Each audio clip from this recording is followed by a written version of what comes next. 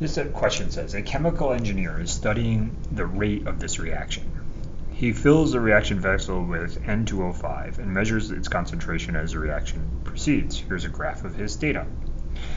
The first question we're asked is, what is the half-life of this reaction? Well, let's look at the data he collected. He has a concentration of N2O5 in molarity on the y-axis and the time on the x-axis in seconds. And he wants to know the half-life of the reaction. Well, the first thing we need to do is figure out what the initial concentration was and then see how long it takes that to decrease by half. So here we have 1.8 molar, 1.6, 1.7, 1.8 molar. Half of 1.8 molar is 0.9 molar. If we go over to the curve and we go down, we see that this is 0.03 seconds. So we found 1.8 molar on the curve, which is the initial concentration. We found half of that, 0.9 molar.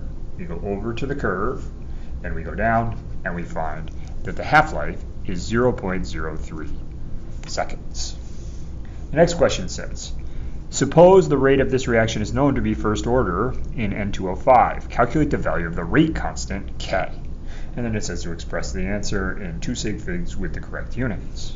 Well, the half-life equation is, for a first order reaction, T1 half equals the ln of 2, which is 0.693, divided by K. If we rearrange this to solve for K, multiply by K and then divide by T1 half, we find that K equals 0.693 divided by T1 half. Well, the half-life, we know, 0.03 seconds, so we can simply plug in 0.693 divided by 0.03 seconds.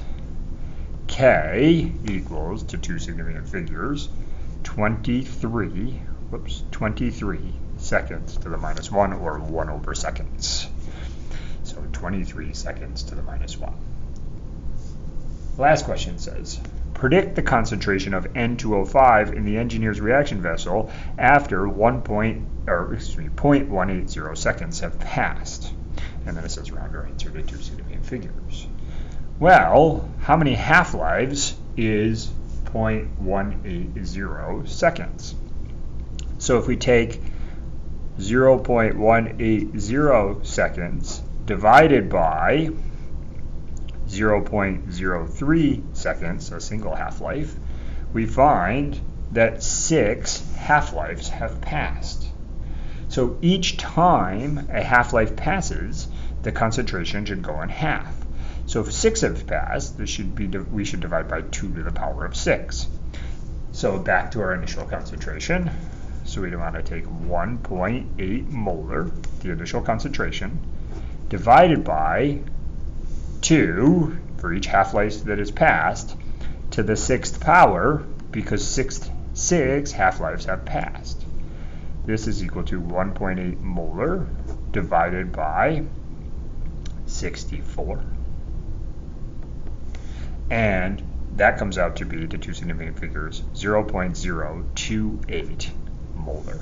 So after 6 half-lives, what will be left is 0.028 molar N2O5. Sorry. So it's down here. Let's get the screen. So we basically, to review very quickly, we had 1.8 molar divided by 2 to the 6th power, because 6 half-lives have passed. So we take 1.8 molar divided by 64, and we get 0.028 molar. So that's how we would solve this problem.